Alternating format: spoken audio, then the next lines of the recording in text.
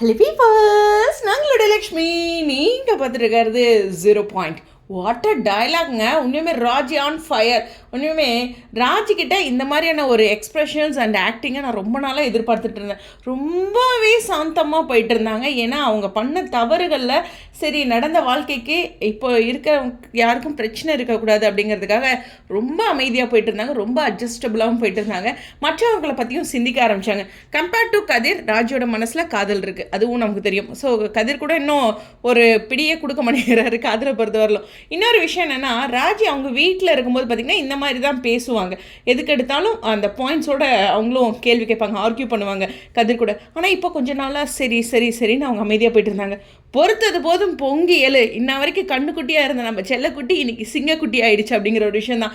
ரொம்பவே ஹாப்பி. இன்னைக்கு ராஜியோட டைலாக்ஸ்லாம் எங்கப்பா மகாநதியில் மட்டும்தான் டைலாக்ஸா? இல்லைங்க, யார் டைலாக்ஸ் கொடுத்தாலும் அவங்க அட்டகாசமாக பண்ணுவாங்க. அதுதான் செலிப்ரிட்டிஸ். உண்மையுமே மகாநதியில் ஒரு ஸ்டேட்மெண்ட் கொடுத்துருந்தேன். என்ன அப்படின்னா, அதாவது ஒரு சில விஷயங்கள் பெண்களால் பண்ண முடியாததை கூட ஆண்கள் வந்து ஈஸியாக மேஜிக் பண்ணி அந்த பிரச்சனையை முடிச்சுட்டு வந்துடுவாங்க அப்படின்ட்டு. இன்னொரு விஷயமும் நான் சொல்கிறேன், ஆண்களால் நினச்சி கூட பார்க்க முடியாத எவ்வளவோ விஷயங்களை செஞ்சு சாதிச்சிட்ருக்காங்க பெண்கள் அப்படிங்கிறதான் சொல்லணுன்னா. சிங்க பெண்களாக ஒரு பெண்கள் மாறும்போது யாராலையுமே நினச்சி கூட பார்க்க முடியாத பிரம்மாண்டமான விஷயங்களையும் அவங்க செஞ்சுருவாங்க. உண்மையுமே வில் பவர் வந்து ரொம்ப ரொம்ப அதிகம் கேர்ள்ஸ்க்கு. அவங்க அந்த பிரசவத்திலேருந்து சொல்லலாம். ஸோ அவங்களால அந்த இது வழியவே பார்த்துட்டு இதெல்லாம் என்ன அப்படிங்கிற மாதிரி அந்த பாயிண்ட்லாம் அவங்களுக்கு வேறு லெவலில் தோண ஆரம்பிச்சிடும். எவ்வளவோ வாழ்க்கையில் சொல்லணுன்னா, கணவர் இழந்ததுக்கப்புறம் பெண்கள் அந்த தனியாக கையாளுற விதம் இருக்குல்ல, அது மனைவி இழந்ததுக்கப்புறம் கணவர் கையாளுறதை விட பெஸ்ட்டுங்க. அதனால் பெண்கள் ஒரு பாயிண்ட்டை நினச்சிட்டாங்கன்னா அவ்வளோதான், உலகத்தில் எதுவுமே அவங்களுக்கு பிரச்சனை கிடையாது. ஆண்கள் கூட யோசிக்கிற விஷயத்த பெண்கள் யோசிக்கிறதுக்கு முன்னாடியே முடிக்கிற ஒரு திறமை கொண்டவங்க. அந்த மாதிரி ஒரு சின்ன விஷயந்தான். கதிர் வந்து யாருக்குமே அடங்காமல் தானே இருந்தார். எதுக்கு இந்த விளக்கம்னு சொல்கிறேன், கதிர் யாருக்குமே அடங்கலை. என்ன சொன்னாலும் கேட்கல. அவங்க அம்மா ஒரு பக்கம் புலம்புறாங்க, அது அப்படியே நேராக ராஜிக்கு வருது. ஆனால் நேற்று நான் வீடியோ போட்டுட்டேனே இருந்தேன். நேற்று எனக்கு ஒரு ஃபாலோவர்ஸ் கேட்கும்போது, ஐயோ நான் வீடியோவே போடல, ஏன்னா நான் அப்படி ஒரு குழப்பத்தில் இருக்கேன் வாழ்க்கையில் யூடியூப் பொறுத்த வரலும்.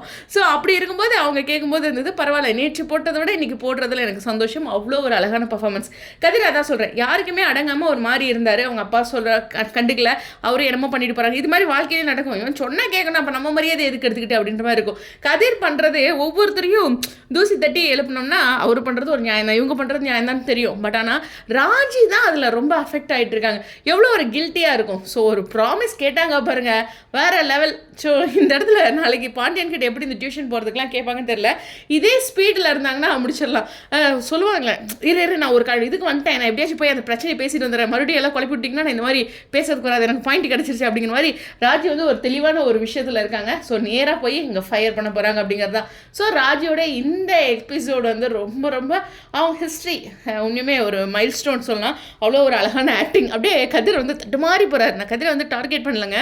அதாவது அவங்க கோபம் எல்லாத்தையும் அந்த இடத்துல பொங்கி எழும்போது, என்றைக்குமே கணக்காக பார்த்துக்கலாம்ப்பா, என்னப்பா என் மனசுலாம் ஒன்றும் இல்லை. கதிர்கிட்ட ராஜி ஒரு பாயிண்ட் கேட்டாங்களா, அது ரொம்ப ரொம்ப நியாயமான விஷயம். உன் மனசில் நான் இருந்தேன், நீ எனக்காக செஞ்சினா கூட பரவாயில்ல, உன் மனசில் தான் நான் இல்லை, அப்புறத்துக்கு நீ எனக்காக செய்கிற வேலிடான பாயிண்ட்டுங்க. உண்மையுமே அவங்க சொன்ன எல்லா பாயிண்ட்டுமே ரைட்டர் வந்து யோசித்து எழுதியிருக்காங்க. உண்மையுமே சொல்கிறேன், ரைட்டருக்கு ஒரு பெரிய வாழ்த்துக்கள். உண்மையுமே கண்ணுக்குட்டியே சிங்க பெண்ணாக காட்டினது அப்படிங்கிறது.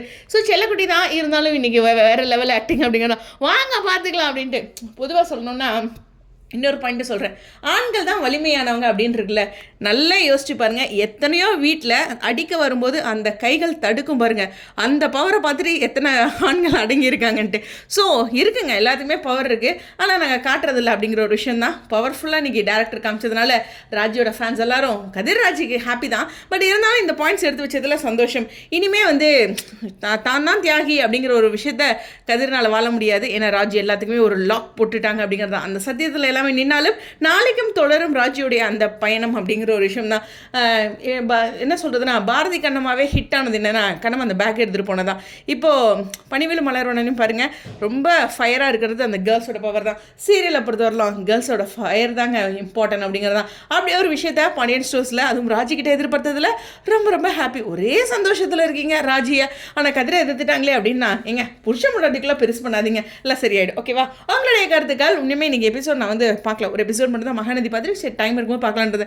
அக்கா போய் பாருங்க அப்படின்னு எனக்கு கமெண்ட்ஸு சேட் ஓகே டிஎம்ல வந்தோடனே என்னது அப்படி அப்படின்ட்டு போட்டேன். சத்தியமாக இந்த சீனை எதிர்பார்க்கல. அப்படி ஒரு தரமான சம்பவம். அந்த பக்கம் கூப்பிட்டு வாங்க இன்னைக்கு என்ன இருந்தாலும் பேசிடலாம் அப்படிங்கிற ஒரு விஷயம் இருக்குது. குறிப்பிட்டு சொல்லணும், மீனாவோட எக்ஸ்பிரஷன்ஸ் அண்ட் கோமதியோட எக்ஸ்பிரஷன், நிரோஷா மேம் வந்து வேறு லெவல் பண்ணியிருக்காங்க. அவங்களோட எக்ஸ்பிரஷன்ஸ் வந்து அல்டிமேட் ரீப்ளேஸ்மெண்ட்டே யோசிக்க முடியாது அவங்களோட கேரக்டருக்கு மட்டும். அப்படி ஒரு எக்ஸ்பிரஷன்ஸ் மீனாவும் கோமதியும் கொடுத்துட்ருக்காங்க அப்படிங்கிறதான். எனிவேஸ் உங்களுடைய கருத்துக்கள் ஸ்டுடியோ 0 பாயிண்ட்.